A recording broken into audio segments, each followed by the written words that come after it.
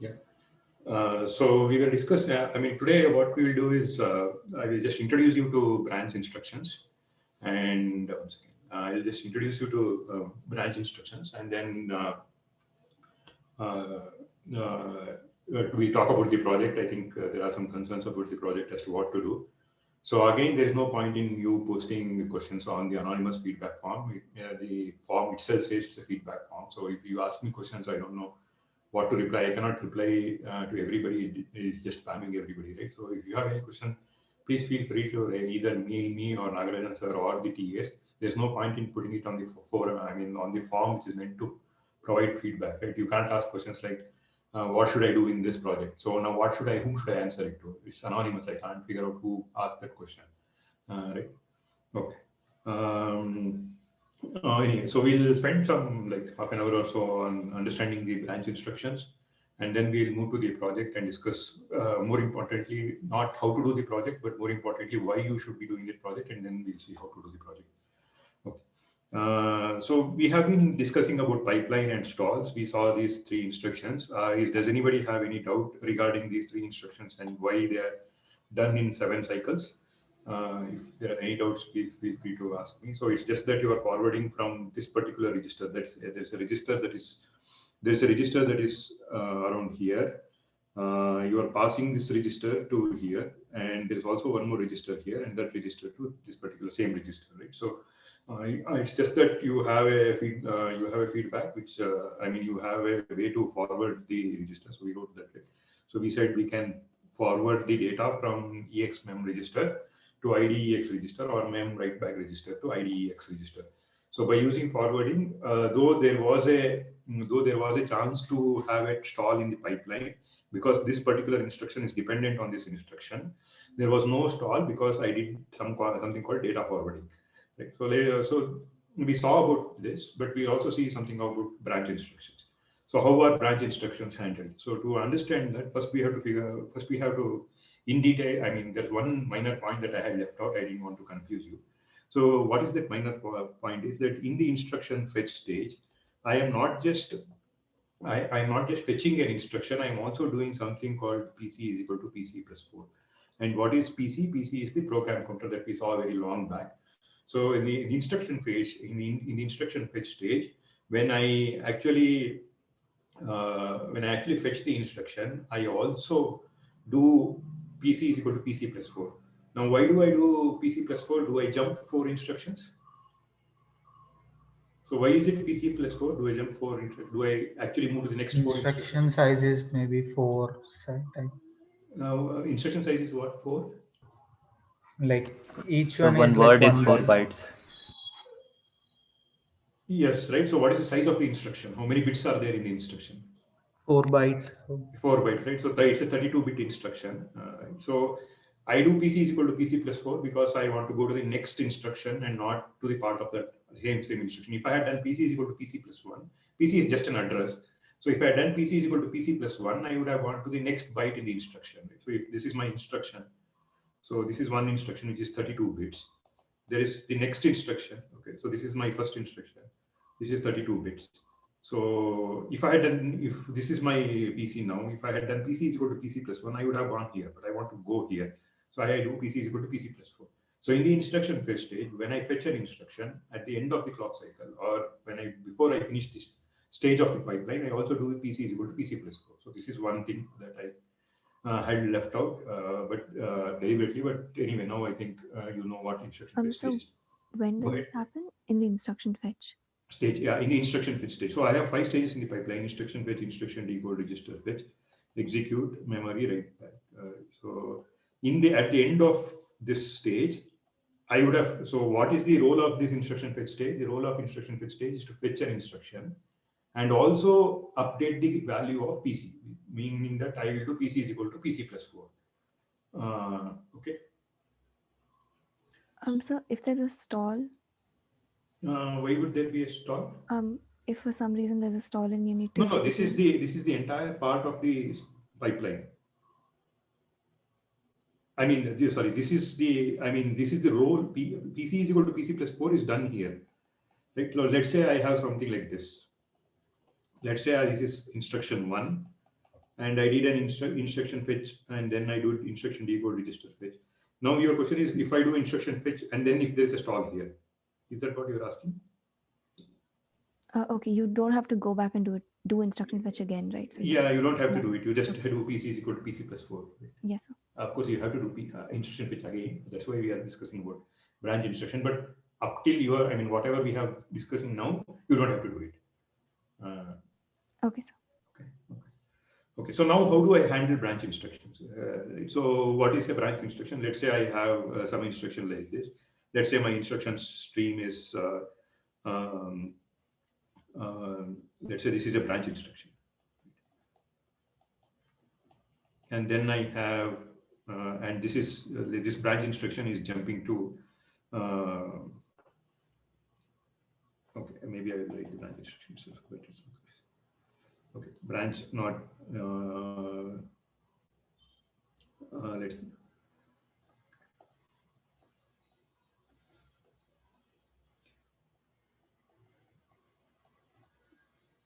or maybe,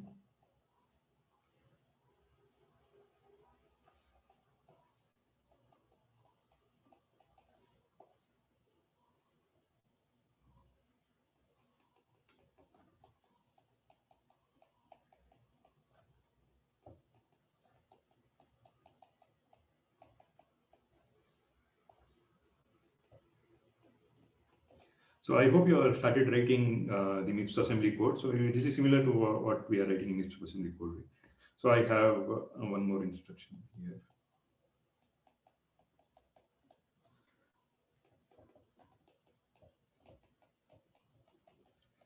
So what is the instruction doing? If it's a branch on 0, if it is 0, if the 0th bit is set, then I go to this instruction and start executing. If the branch is not taken, then I go to the next instruction. Right? So if the branch is taken, so if this branch is taken, then I go to this instruction. If the branch is not taken, then I go to this instruction. So I hope this is, I mean, this is clear, right? So if the branch is taken, then I go to this target. If the branch is not taken, then I go to this instruction. So I hope this is somewhat clear. Let's see how the pipeline handles this. Okay, let's name these instructions also. Let's call this as instruction 1, instruction 2, instruction 3. This is instruction 4 and instruction 5. So there are 2 possible streams of instruction. This is new that you haven't seen before. When there was no branch instruction, you always know that instruction 2 comes after instruction 1, instruction 3 comes after instruction 2, and so on and so forth. But here, the stream of instruction, there are 2 streams of instruction. One is I1, I2, I3, which means that the branch was not taken, or it can be I1, I4, I5, because the branch was taken. So these are the 2 different streams of instructions. This is something like this, right? And this is something else. So maybe this is I6, I7. So there are 2 different streams because there is a branch. You are going through different paths. So how does the pipeline handle this? So let's see how the pipeline handles this. So I have instruction 1. So anyway, that I do instruction fetch, instruction decode, register fetch, execute, memory, and write back. All right. So now you know that the PC is updated to point to this particular instruction because after doing an instruction fetch here, the PC is pointing to this because it would have done PC is equal to PC plus 4. Now what will you do? Will I fetch? So will this fetch instruct? Okay, let's say I did this. Right? Let's say I did an instruction fetch. If I did an instruction fetch, then I would get I2. Okay, I will know the outcome of a branch instruction only in the outcome of a branch instruction in this particular architecture. Of course, there can be different architectures. The outcome of a branch instruction in this particular architecture, I will know at the end of ID stage. So at the end of instruction decode stage, at the end of this stage, if this was a branch instruction, if I1 was a branch instruction, at the end of ID stage, I would know whether the branch is taken or not. Okay, this is the way the architecture is defined, architecture is designed. At the end of instruction decode register fetch, if this was this instruction is a branch, then I will know the outcome of this instruction. That's all it is. So if it was branch, I mean, if this is here, if the branch is taken, I will know that The next instruction I should execute is I4. If this branch is not taken, I know that the next instruction I should execute is I2. So now I have allowed the pipeline to move forward. So this has completed. This is now here. Let's concentrate on the second clock cycle. Right? Let's say at the second clock cycle, let's forget about this. At the end of the second clock cycle, I know. Let's say the outcome of the branch, outcome of I1 is taken, which means that the branch is taken. So what should be the next instruction? It should not be I2, but it should be. It should not be I2. What should it be? I4. I4, right? So now what will you do? Now I am in clock cycle 2. I will anyway allow this to continue. So I will do a execute. Can I do instruction decode register fetch for I2? No, sir. No, right? Because the outcome of I1 is taken, which means that I cannot do this. I cannot do this. All right. So now what do I do? Do I have to repeat instruction fetch again? Yes, sir. But we have to change PC also. Yeah. Let's say at the outcome, let's say while computing the outcome, the PC is also updated to correct value.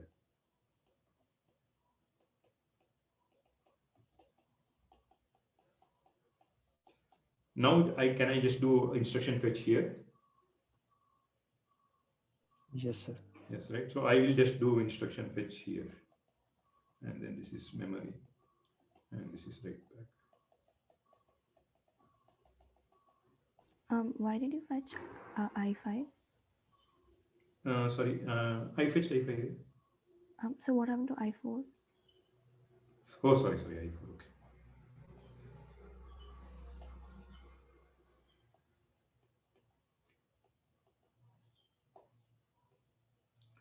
So there was one cycle wasted.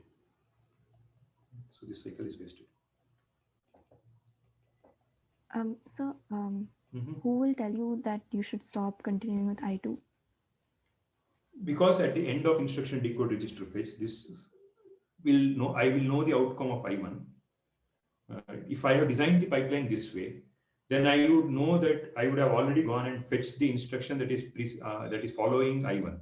So I know that I would have already fetched I2. So I will just squash this. This is called actually squashing of instruction. So this will just squash this instruction, which means that this instruction is no longer valid, which means that I have wasted one pipeline stage, one cycle here, and that is pushed here.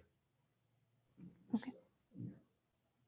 Yeah, I mean, we are always pushing the burden on the hardware. So like who does this? Hardware does it. Like hardware anyway figures out, because the hardware knows the outcome of I1.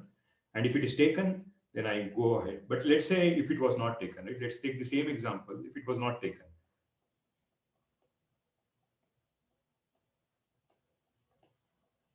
So I do instruction fetch, instruction decode, register fetch, execute, memory, right back. So this is I1. So now I fetch I2. Now here I know the outcome, but the outcome is not taken. Since the outcome is not taken, right? Let's say the outcome is not taken, then I will anyway allow this to continue.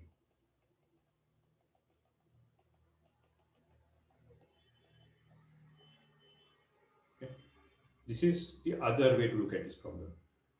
But as Devashi asked, there is a problem with this. What is the problem? Here I am doing some kind of prediction. Right? What am I predicting? I am predicting that the branch is not taken. And if I am wrong,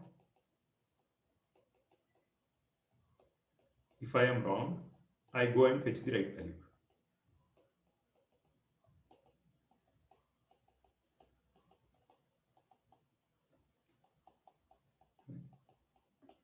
So what am I doing here?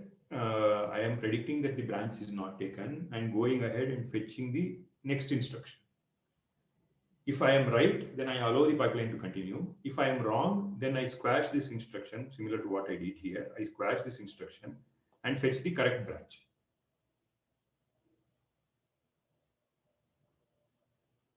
If I don't want to have this, like if I don't want to say, I don't want to worry about figuring out whether I did the right thing or not wrong thing, I can actually do this.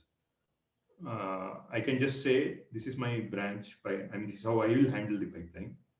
You guys can tell me whether it is wrong or not. I will do instruction fetch, instruction decode, register fetch, execute. Right back. I am not worried about it. I will just do an instruction fetch. Okay. And at the end of this branch, I will know whether this instruction is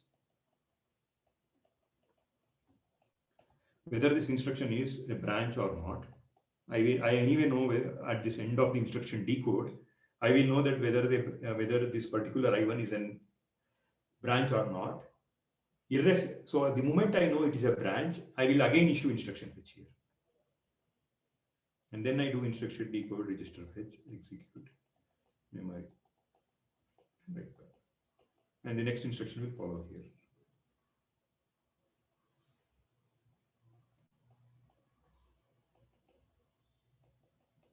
So do you think this design works?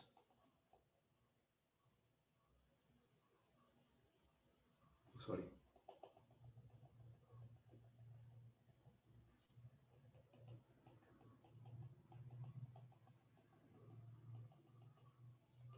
So is PC updated at this stage itself after you decode it?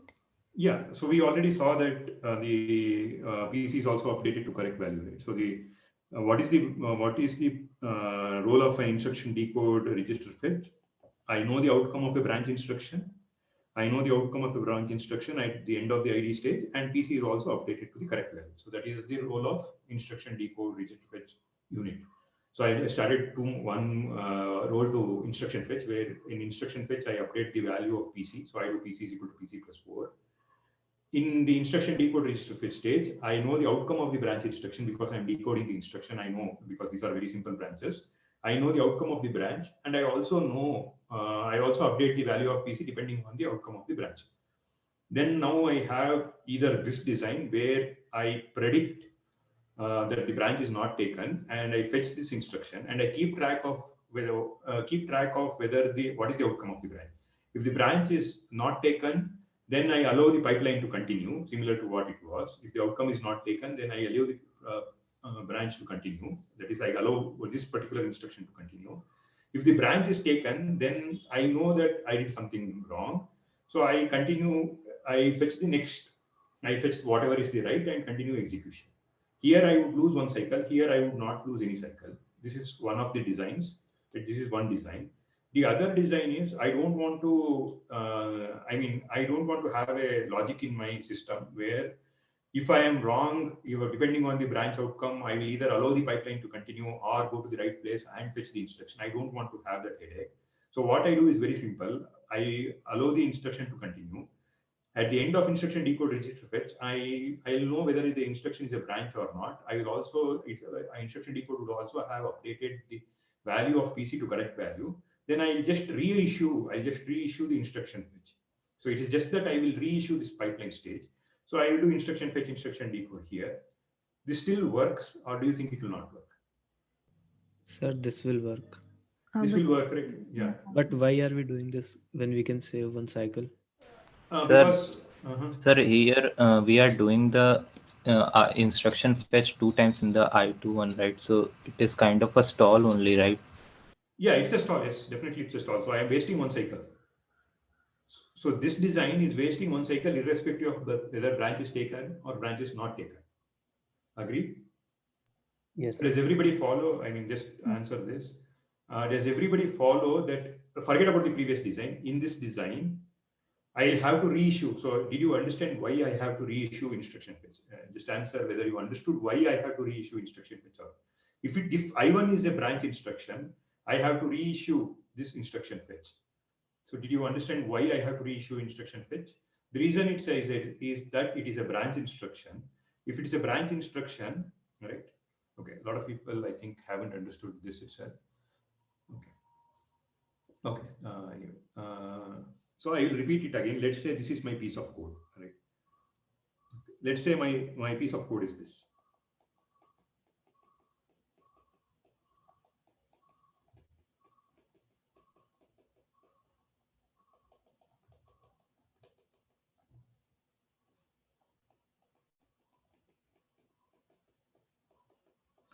the instruction stream, the trace of the, the path of the instruction is always I1, I2, I3. It is like one single road, and I always move in this road. So I don't have any other option. There's a straight road. There is no deviation. So I just keep moving on this road. The deviation in the road or the execution path. So this is what we call as execution path. The execution path for this particular instruction stream is I1, I2, I3. I don't change the execution stream because I don't have any other option. After executing I1, I have to execute I2. After executing I2, I have to execute I3. So this is a pretty straightforward instruction stream I have. But generally, your code will not have this. Can you give me an example where there are branch instructions? So where do you see branch instructions? In your C programming code that you write or your Python? If else statement. Yeah, generally generally when we say branch instructions, if else comes to our mind, but generally that is not the bottleneck. There is a bigger bottleneck when it comes to branch instructions. No, not function. Loops. Yes, loops are the bigger headache, right? Because you keep writing loops. Let's say I write a for loop. Let's say I write for I is equal to 0, I less than 1000. Right? Generally, this is very easy to write, right? So you just write this for I is equal to 0, I less than 1000, I plus plus, and you write some instructions, which means that this is a branch instruction. So this branch instruction is, how many branch instructions are there in this loop? How many branch instructions are there in this loop? How many times this branch instruction will be executed? 2000. 1000 times, right? So every time when I plus plus is incremented, I come here and check whether I should take the branch or not take the branch, right? Whether I should go inside or come outside. Right? So every time you're executing a branch instruction, if I is 1 million, you're executing in just these 3 lines of C++ or C code, you're executing 10,000 branch instructions or 1 million branch instructions, right? So you can assume, I can see that why it is so important. Let's say 1 million times I am always giving up one cycle. Then my performance, you already saw that even I'm adding one stall, my performance degrades. So it will not be just a hit of say 10% or 20% performance hit, but my performance will drastically reduce because now the pipelines, instead of finishing it every 1 clock cycle, so instead of me finishing one instruction every 1 clock cycle, if I feed this to my architecture, and I'm always following this particular architecture. Let's say I'm always following that. I don't want to worry about this. I'm always fetching the next instruction. Then I am getting one instruction, not every clock cycle, but I'm getting one instruction every.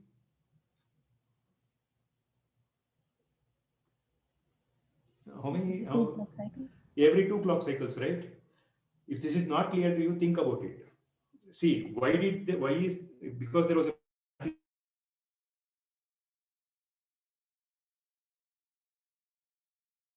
instruction, there was a stall here, right?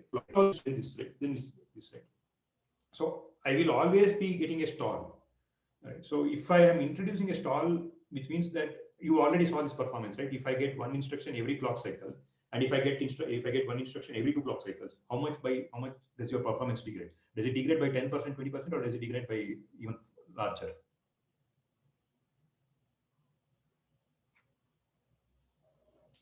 Oh, 50%.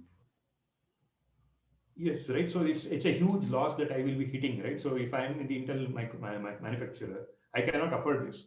And this part, I mean, am I making up this code? No, right? Like even you have been writing such piece of code, right? It's not like I'm making up this example. It's not like somebody from Mars an alien came and wrote this piece of code. You are writing this code, which means that there are so many branch instructions. So my execution path is always not as straightforward as this seems. So this is a very straightforward execution path. In general, this is not the case for any program you take. So what do I have? I will have something like this. It will say, if the branch is taken, then I go here. If the branch is not taken, I execute these instructions, right? So if the branch is not taken, my execution stream is I1, I2, I3, I4, I5, I6, because I just fall through if the branch is not taken. But if the branch is taken, I don't anymore execute these 2 instructions. I don't execute these 2 instructions, but I go here and execute like this, right? So I have 2 different paths. So I have I1, I2, I3, I4, or I4, I5, I6. So something like this. So I have 2 different streams of instructions. We have been seeing pipelining for such kind of instructions. Beside, okay, I'll fetch I1, then I'll fetch I2, then I'll fetch I3, I4, I5. But I cannot, I can no longer do this because there's a branch instruction. So what happens in the case of a branch instruction? So let's take this design itself, right? So I did an instruction fetch for I1, which means that it completed execution, like it's continuing execution in this clock cycle. In the second clock cycle, I fetched, let's say I fetched I2. I fetched I2. Here I fetch I2. But here at the end of instruction decode register fetch, at the end of instruction decode register fetch, I will know whether I1 is a branch or not, and I will know what is the actual PC that I should fetch from. So I will know whether it's what at the end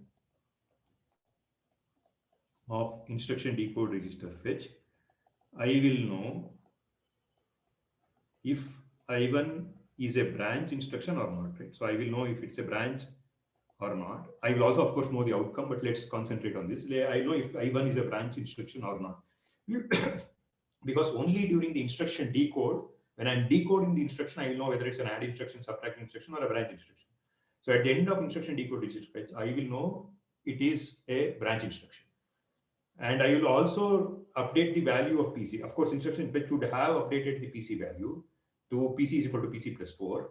But at the end of instruction decode register fetch, I will know the outcome. So I will update the value of PC with the correct PC. So what I will do is I will go and fetch the instruction again. And this instruction can be again I2 in this case, right? If the branch is not taken. But if the branch is taken, it can be I4. I am not worried about it because now anyway, I will be fetching the right instruction here. And then I continue the execution. But instead of me finishing here, I will finish it here. I would have wasted one clock cycle here. Okay, is this clear? Repeat from I2. I saw your message now 3:14. Somebody had sent a message. I hope it is clear. If it's not clear, just reply back to that private message. I think I repeated, but if you still have those, feel free to message. Okay. Is this clear? Yes. Okay. So now my question is, will you do this design? Okay, this is one of the designs, right? So what is the problem with this design? I am wasting one clock cycle every branch instruction, right? After every branch instruction, I am fetching it mindlessly. I am going and fetching it. But now what I do is, this is one more design where I do an instruction. I follow the same previous design, but since at the end of instruction decode register fetch here, at the end of instruction decode register fetch, I know the outcome of I1 is taken or not. If I1 is taken, then I squash it because I am now executing I2 and I should not be executing I2. So I go and fetch I4. And why can't I do I4 here? Let's come back to that. Back in time. Hmm? We cannot do I4 there because we don't know it will be executed or not. Yeah. Okay, we can't do that. Okay. But I'll make you answer. You can do that also. But anyway, let's see. Okay. So now I do. Since I know that I have done something wrong, I just close my eyes and go and fetch the right instruction because anyway PC is updated. So I do instruction fetch here and continue. So in this design, in this particular design, if the outcome is not taken, there is no stall, right? If the outcome is not taken, there is no stall. And why is there no stall? Because I anyway fetched the right thing and it said that the branch is not taken. So I will continue the execution. But if the branch is taken, then I should have fetched I4. But instead of fetching I4, I have fetched I2. So this is called squashing of the instruction. So I squash this instruction and in next clock cycle, I do fetch. I hope it is clear till now. So, it's clear. Okay, good. So now, of course, now the questions start, right? So can I do better than this? If I allow you to do anything, if I allow you to come up with an architecture, what will you come up with? Can I do better than this? Okay, I gave you two designs, right? Okay, we are already 3:30. I don't know how time is running faster and faster. Okay, so we had design one, where I lose one clock cycle after every branch instruction. Okay. Are you guys using these notes by any chance? Yes, sir. Yes. Okay, then yeah, if something is not legible, let me know. But I think you can also look at the video, I guess. Where I lose one clock cycle after every branch instruction. In design 2, what I do is I go and fetch, sorry, I lose one clock cycle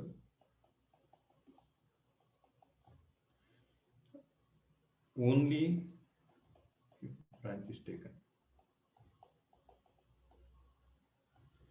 Now, can there be a design 3? Can I do better than this? Because in both the designs, I am losing one clock cycle. Of course, the amount of clock cycles I lose in design 2 is maybe lesser because I am not losing anything if the branch is not taken. But I want to do better than this. Can you guys tell me design? Sir, Mm-hmm. no, sir, it was wrong. It was wrong, sir. I realized. No, go ahead. I mean, it's okay. Sir, I initially thought to fetch two instructions, but then Yes, I realized excellent. that we cannot. Why can't we do it? Who is this? Because, sir, Aditya. Okay. Why can't you do this? Because, sir, we cannot know that what are the two instructions we need to fetch. Because Yes. after Yes. instruction Yes. decode, we will know it. So what Aditya is doing is actually an interesting thing. Like lot of processors implement this. So because they don't want to lose performance because branches are very common. But of course we can't do it in this design as Aditya has already realized. So what the other design is, they have two instruction fetch units rather than having a single fetch instruction unit. So they have instruction fetch. They do an instruction in this clock cycle. They do instruction fetch 1 and instruction fetch 2. The instruction fetch 1 is assuming that the branch is not taken. And instruction fetch 2 is doing branches taken. So I am actually fetching, I am using more power. I am okay with the power consumption, but I am fetching 2 paths. So it's like this. It's like the road. I mean, of course, in real world, I can't do this, right? So in generally, that's why we always keep repenting about life, right? Because there's only one. I mean, there are multiple paths, multiple options, but it's like I wanted to be something else, but finally I ended up being a faculty, right? So now I can't go back to that world, right? So it's like that. So there are always these 2 paths. I cannot run. I have to choose between these 2 paths. But somehow I am okay with the power, which means that I multiply myself and say I will go this path and see. And this is what science fiction movies do, right? So I go in this path and see what happens. So I try to fetch from both. So I fetch both I2 and I4.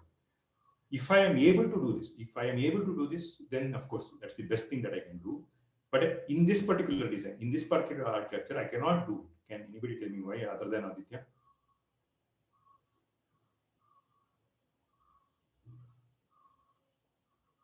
Can anybody tell me why can't I do that? Why can't I fetch I1 and I4?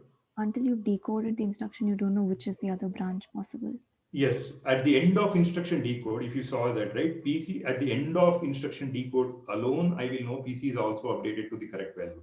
So the instruction decode, I have to complete the instruction decode register fetch to figure out that what is the updated value of PC. What do I mean by updated value of PC? I should know from where to fetch, right? I don't know this distance. Whether this might be here or the target might be somewhere here or the target might be somewhere here, I don't know. So I have to wait. So in this design, this is not possible. But there are designs where this is possible. We will see that in the next class. But you can see that there are multiple design options that I can do, right? So that just keep in mind. So are there any questions? We'll move to the project part now. But if there are any questions, I will be happy to take. Sir, how can the same hardware implement instruction fetch 1 and 2? Like you said some other designs, right? This one, third design? Yeah. So I can just duplicate the instruction fetch pipeline stage, right? So, but we need the hardware for that, right? I mean, yes, if it's doing instruction fetch 1, that hardware is currently busy. So I duplicate something hardware. extra, right? Yeah, okay. I duplicate the hardware. Yeah.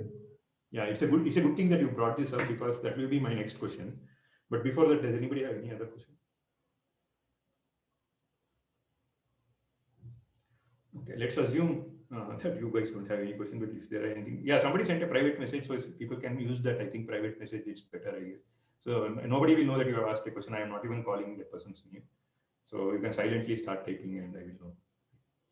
But only thing is this chat sometimes goes down. But okay, anyway, since there is nobody else asking in the chat also, I assume that it is clear.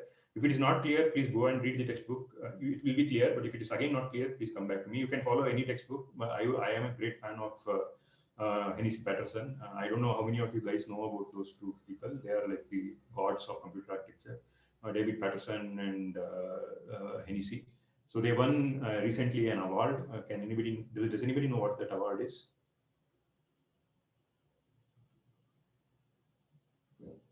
So have you heard of Nobel Prize? Yes, sir. Yes, right. So in computer science also there is something. So computer science Turing Award. Yeah, Turing Award. Computer science engineers cannot be given Nobel Prize. So there's something called Turing Award, which is equivalent, which people consider it equivalent to Nobel Prize. So David Patterson and Hennessy won the Turing Award for their design of RISC architecture, or their actual, according to me, their complete contribution to computer architecture field itself. So that's the best textbook that is out there. But of course, people have choices. There's one other very good textbook called Miko. I don't know the name, but it's called Lipasti. Miko H. Lipasti. Of course, there is Karl Hammascher. That is also, people follow that book. As I said, you can read any textbook and come back to me. I will try to figure out and try to help you out. So it's just a personal choice. I somehow am a great fan of those guys. But Hammacher is also a very good book, and even Miko H. Lipasti is also a very good book. I think there are other textbooks, but I don't remember the name now. So just try to read about it, just the branch instructions, and if you are also, will be very good. Okay.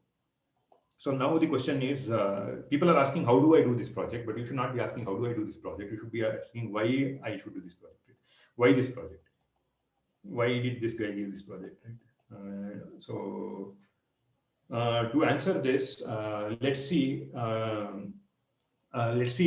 you are working for Google. Right? Let's say you are working for Google and you say, okay, this piece of code is, so you obviously are a genius, so you went and looked at the piece of code or the software that is developed, and you saw that, okay, these guys are not doing it the right way. You feel that if I change this particular piece of code to some other piece of code, then I will get more performance, right? So which means that I am able to, like, if Google now is taking 0.0001 millisecond to give me an answer reply back, because you are a genius, you come up with it. So it will just take, say, 0.00001 nanosecond to give me a reply. So you figured it out, and you want to test it.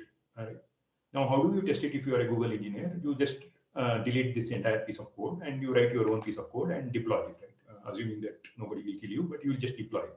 And you are very happy if it gives you the results faster. If you are unhappy, you just silently delete back whatever you wrote, and you copy back the previous code, and you just say, okay, maybe I'm not a genius, and you continue with your life, right? So that's the way that is done in mostly software companies.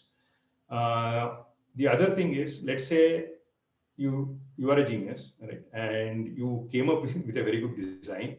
You reduce the time for the software to work, which means that the execution time is now really, really small, which means that your code is running very fast. Everything is perfect. And you release this code, you have given this particular piece of code and released it as a software. People are using this software. Everybody is happy, but someday somebody comes up and says there's a bug in this piece of code. Now, what do? You release patches, right? That's why people keep releasing patches. Like they call version 1.1, 0.2, 0.3, 0.4, and they keep releasing software. Security patch, this patch, that patch, this patch, that patch, right? So you keep getting these patches. So in software, the life cycle is different. Let's say Gitin has now joined Intel, and he realized that some idiot had done 2 instruction fetch units, and he had not duplicated the hardware, so there was no performance. Now he says, okay, this guy has not done it right, so I will duplicate these 2 hardwares. I will do instruction fetch as 1 unit, and I copy the same hardware and put it in the same chip, but I will have 2 hardware units. Now, how will he do it? Will he fabricate a new chip because he has a new idea, or can he do something else about it? So the first question that you have is, you have an idea, right? So you have, of course, I'm very bad at diagrams, but let's say this is bulb, right? You have an idea, right? You have an idea in hardware, and you say that this gives me performance. You say, right? Nobody, you haven't backed it up. I told you that this gives you performance, but you don't know whether it gives you performance. So you have an idea. You say that this will increase my performance of the chip. Right? You say this will increase the performance of the chip, and you give some reasoning for it. Now, how will I verify whether this is giving me performance or not? How does the company know, or how does anybody know that this is giving me performance? How does the company know? Simulate it. Yeah, simulate it, right? So how does the company know whether I'm whether I'm getting performance or not? And it is not just how do I know? Maybe it is giving you performance. Maybe you are convinced that it is giving you performance. But how do I know that if you have just told me that this is giving me performance, but it might be giving me a performance boost of 10%. It might be giving a boost of 20%. It might be giving me a boost of 30%. How do I know that the amount of extra hardware that I put in on the chip is worthwhile to give me 30% or 20%? If it's just giving me 0.1%, will I go ahead and implement your idea? Maybe not, right? But how do I quantify whether it is 10%, 20%, 30%, or 0.1%? How do I quantify it? Can I write a mathematical model for it? No, right? Because there are so many moving components in the processor, right?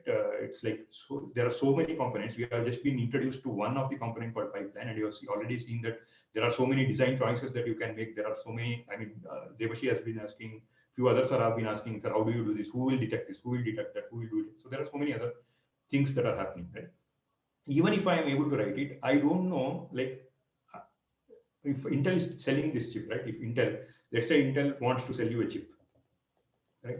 Intel says that if you buy i7, instead of i7, if you buy i9, I guarantee you that you will get 10% more performance when compared to i7. With respect to what do you think they are saying 10%?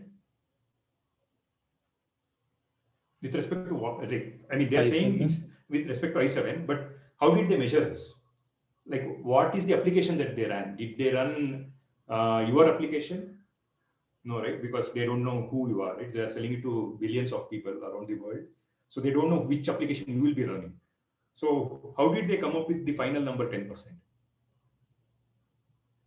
They might have tested many different applications and taken an average. Yeah, yes. So what do you call those applications? I mean, there's a specific word, English word.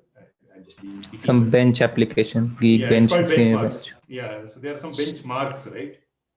So there are benchmark applications. So this benchmarks will be a consortium of, I mean, this will be a collection of applications. So it can, so generally these applications will be some kind of say zip, where people keep generally doing compressing or decompressing files, right? And it might be a movie player, right? And it might be some scientific application. It will be different classes of, there will be another media application. Maybe there is some molecular dynamic simulation. So there will be a collection of simulations. So there is a consortium, of course. There is an organization which is not related to any company. That's consortium is called SPEC. So they release a set of benchmarks. So their SPEC benchmarks are both floating point and integer. Let's not get into the details, but it's a collection of benchmarks. So they have like 30 to 40. They have identified that this is the most common applications that people use, and they have identified those benchmarks, and they give you it as a package, and you run that SPEC benchmark and figure out what is the performance that you are getting. Right. So this is a consortium that decides what should be there in this particular entire set, and when Intel wants to sell a chip, right, to you, maybe they are not convincing you. Let's say Intel wants to sell a chip to a company called Dell, right? Let's say Dell has 1 lakh employees, and they want to sell their Intel chips to this Dell company. Then they will go and say, this is my spec score, and they'll ask you to buy those chips. But before all this, now how do I run these spec benchmarks on the new idea? Right. I can actually come up with an idea and fabricate the entire chip, and then run the spec benchmark, and then figure out that my performance improvement is 0.1% and remove this chip, and then again come up with new idea and fabricate the chip, and then go to get say maybe 10% improvement. Then, right, you can keep doing this. You can keep fabricating chips, but if you keep doing it, by the year, like within 3 or 4 years, your company will no longer be making any money, and you will just be going bankrupt. So that is not possible for even companies like any company. I mean, it just doesn't make any sense. So what they do is they build something called simulators. So what these simulators do is they simulate as if you are simulating the entire architecture. Of course, simulators are so powerful that they actually simulate the entire operating system. It's not virtual machine, but they simulate the entire operating system, entire benchmark. They can do anything they want. So they build something called simulators. And they feed these applications, right? So they feed these spec applications, or it need not be spec. Of course, spec is just 30 benchmarks. Like companies like Intel and AMD and other companies, they have a set of like at least 1,500 benchmarks, which they would have seen. I mean, some benchmarks will be memory intensive, some benchmarks will have a lot of for loops, some benchmarks will have just computation. They want to test out the entire idea, right? So maybe you have come up with an idea which is very good for an application which uses only for loop. But then when I use the same idea on some application which doesn't use for loop but just does arithmetic operations, then maybe your idea degrades performance, right? So they have huge set of benchmarks. They run it on the simulators, and then they say, okay, this is the average instructions per clock cycle I am able to get. That's the thing that makes or breaks your idea. And once I have this number, I go to the design team and say, okay, I have come up with a great idea and I've tested it on the simulator. This is the IPC that I get for this set of benchmarks. Can you put it in the design?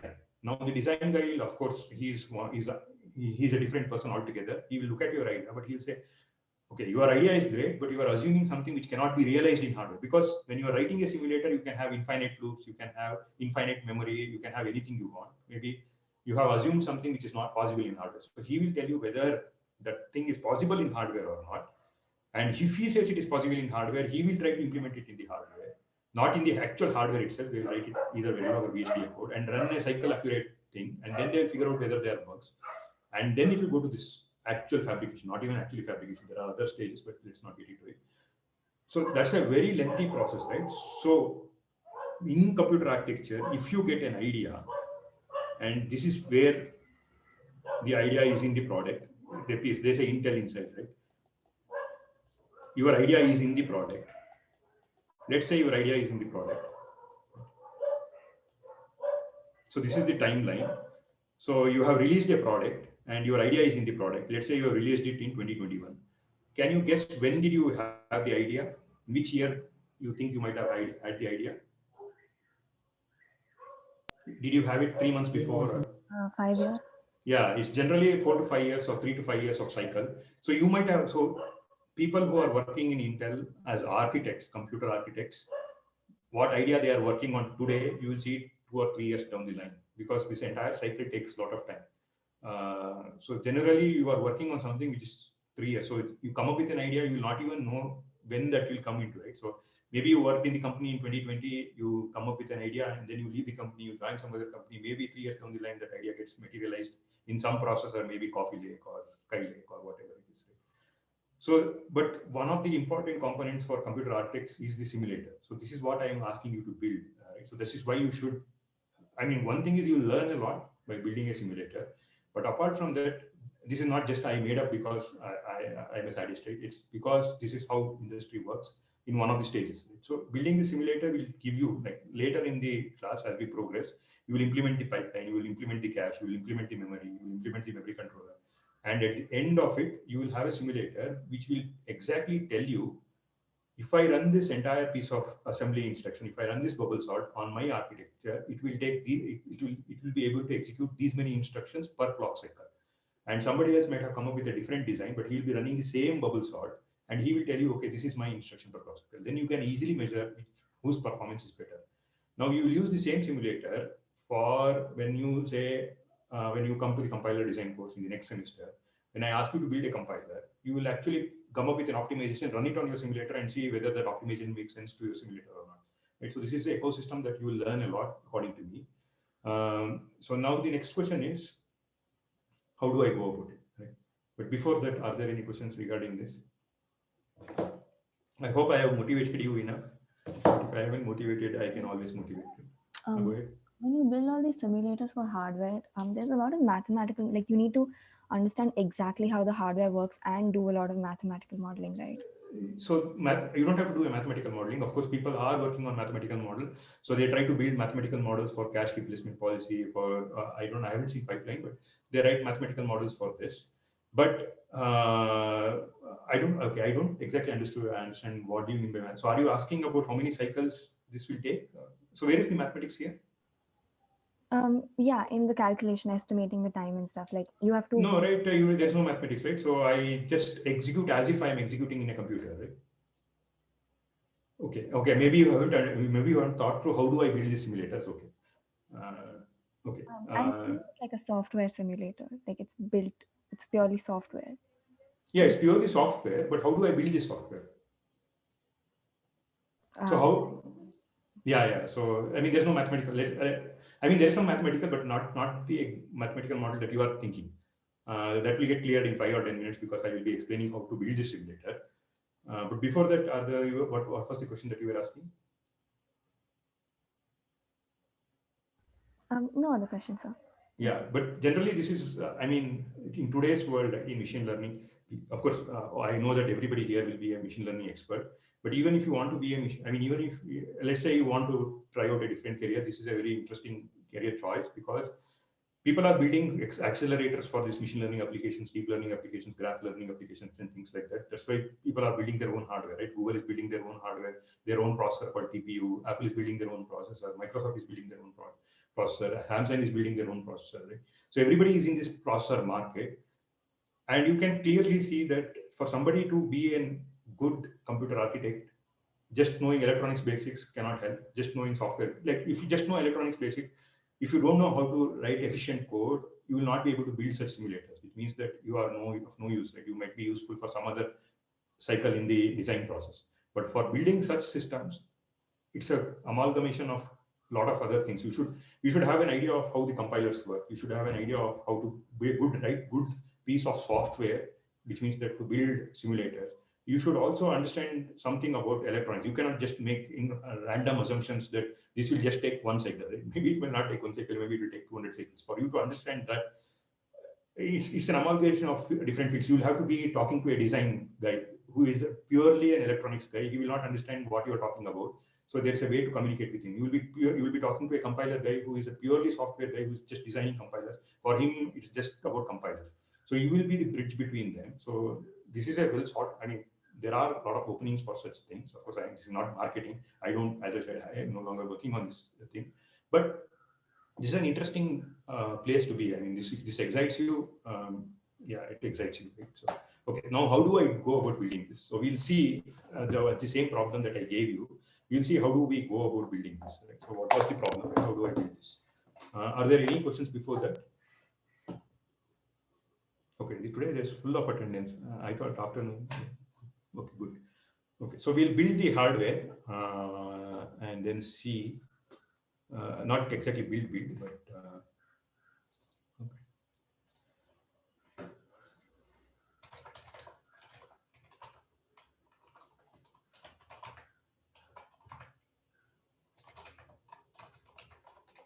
So are you guys motivated now or?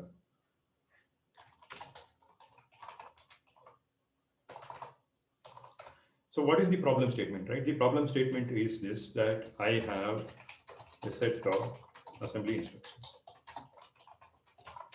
right? So I have a set of assembly instructions and I want to simulate registers and memory. So what should I do? I pick an instruction. Right? So I pick an instruction, right? And okay, so I pick an instruction. I execute it. Now, what do I mean execute it? I actually don't execute it, right? So it's just that I simulate the execution.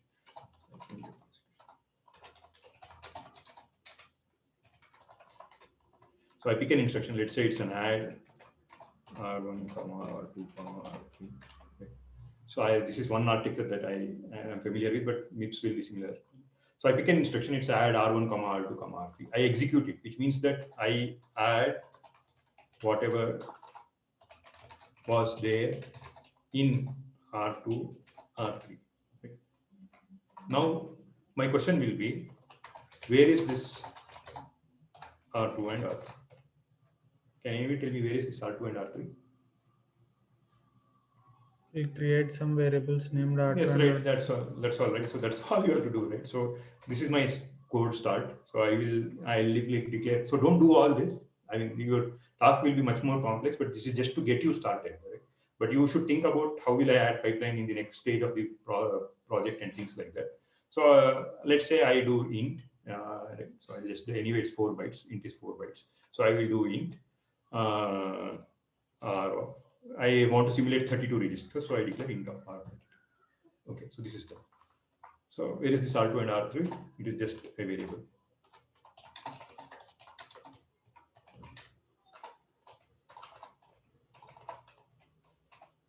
So now, how does this look like? It looks like something like this, right? So all I have to write is R of 1 is equal to R of 2. Of course, you could have named R1, R2, R3. It's up to you. I mean, you can do whatever you want.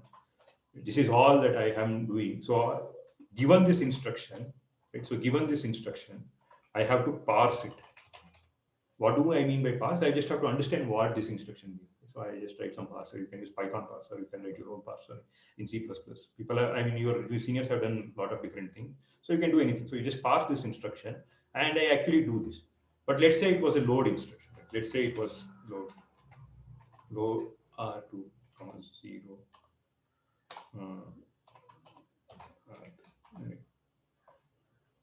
Sorry. Yes.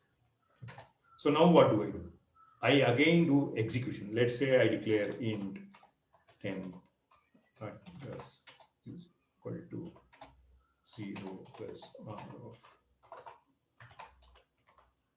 So I get the temp address. Now I go to the memory and go to the address temp address and fetch and store in R of 2.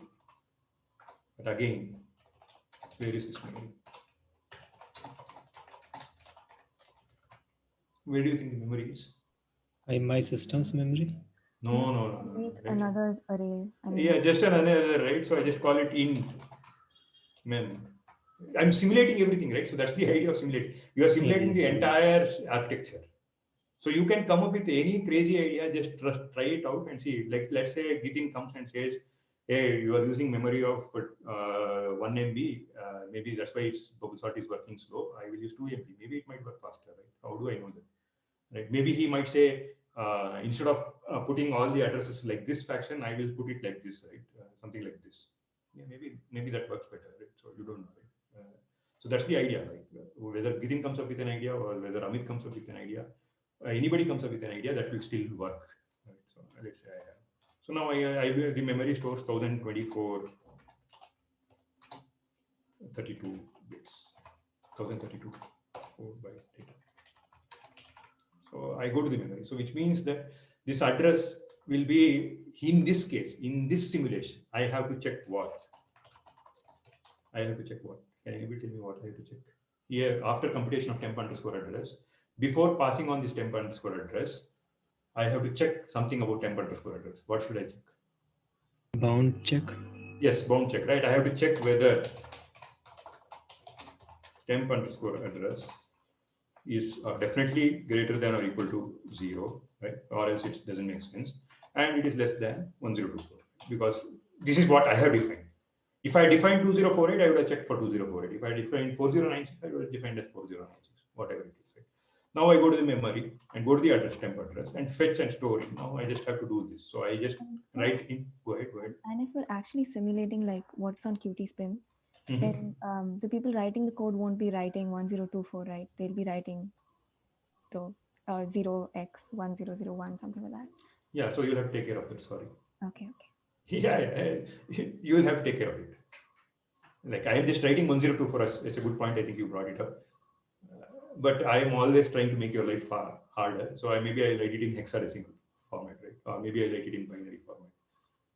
But it's an assumption that you can make. I am fairly flexible. If you don't want to use hexadecimal, I'm still fine. But I would still suggest that you try to implement it the way a system architect would think about. And a system architect will always think about from the hexadecimal point of view and not from because decimal, you will figure out very quickly when you start doing bit coding decimal doesn't really fit in well. So let's say the temp address was 80.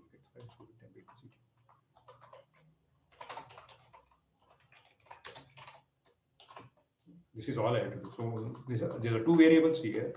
Right? There is one function called parser, right, which will tell me what I have to do, what that instruction is. I pass on the entire assembly to this, and I have main function. So I read the file line by line, right? And then I say parser line and output. In the output, I will know what is that everything based on the output. Based on the output, I will update R. This I will put it in a while.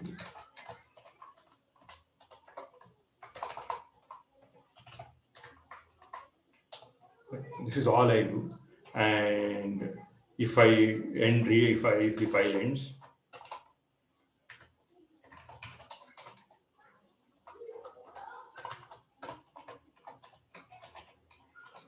I just break, and then I have a function called print. And what does this print do? Print all the registers. Yes, right. So I just do this for I, right? Okay.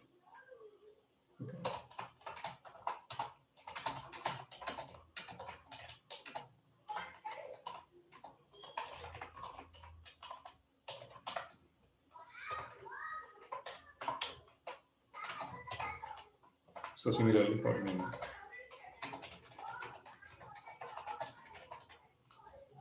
Then I do it. So am I missing anything? So do you need 4 weeks to do this project?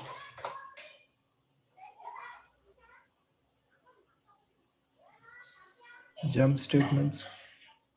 Yeah, was there jump statement I gave you? Yes, sir. Yes, okay. If there was jump, then obviously this will never work. So what do I have to do? What another variable will I have? A map may be storing the file. Yes, but before that, I should have some variable. What is that register that you were seeing when you were doing jump instructions? Program counter, something like that. And that's all right. Like whatever comes to your mind, just simulate it. Just write it as a piece of code. So I know that this is a different way of thinking, but once you get used to it, you are used to it. So I asked some of your seniors to mail me. Of course, obviously they were very. I mean, one of them replied. The others are still yet to reply, but anyway, I make them reply. So one of these guys came up with a different kind of simulator. Actually, they have designed it in a different way. Tapish and Deep. So what I'm doing is I'm collecting a demo from everybody, which is like 5 minutes demo from each of the teams. This is what. Are you able to hear this? Are you able to hear what is?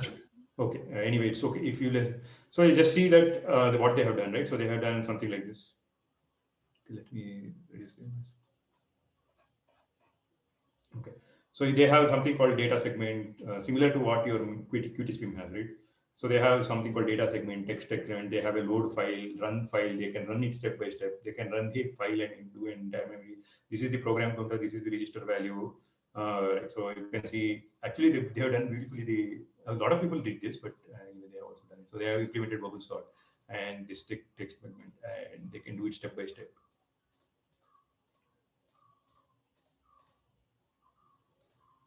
So you can see that every step it is going down, right? So that's what they've done. So like you can keep then step by step it is going down by down. And then they added the pipeline, and then so they have this cache level design, L1 cache, L2 cache.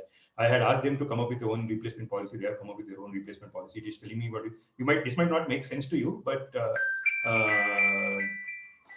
it might not make sense to you, but the idea is that they are having this main memory and they miscount, hit count, And it is actually telling me the instruction per cycle is 0.683. The number of stalls, right? You were seeing that there were some stalls, right? Number of stalls and different kinds of stalls, memory stalls, write stalls, and what is the total stalls and things like that. So the entire package was there.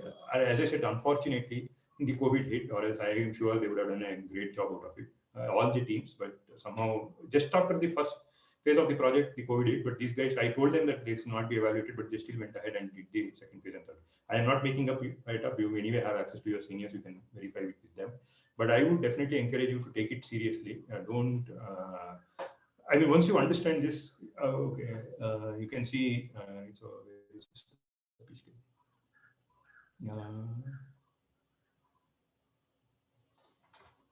Yeah. So you can see that here the requested video is attached. Thanks for giving this project. So we learned a lot from this. I mean, this is a common thing. So people did learn from it. You can talk to your seniors, but take it as a challenge and do it. You can definitely develop much better simulator, because QTSim is just simulating the instructions, but it is not telling me anything about cache or the pipeline or the memory. So adding all these things will help you, and maybe we can use it for your juniors rather than using QTSim. I'll stop the class here. The assignment, the class schedule is already posted. So there is one thing about the thing that I have posted for the lab work.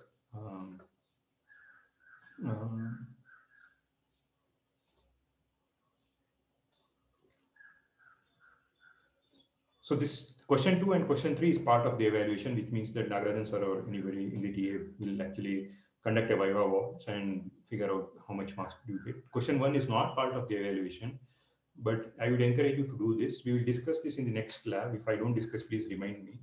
But this is an interesting exercise. Just try it out. You might not understand anything, but just try it out. This is a tool by Intel, but this is a very widely used tool. This is not part of your evaluation, but I would encourage you to read about it or do this task. I'll stay back for another 5-10 minutes, and Nagarajan sir also will be staying back for, I don't know whether he's there. Nagarajan? Yes, sir. Yeah. He has been loaded from morning because he was being TA for the other class also. Yeah, we'll stay back. I'll stay back for another 10-15 minutes. He'll also stay back. If there are any questions, you can ask me.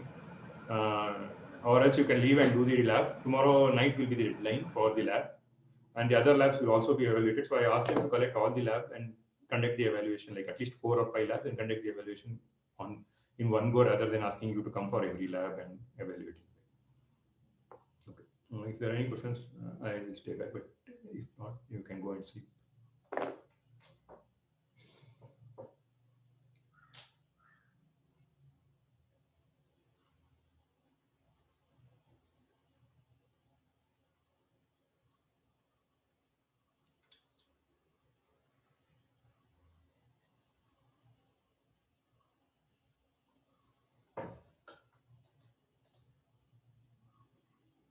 Yeah, sure. It's okay. Yeah, great.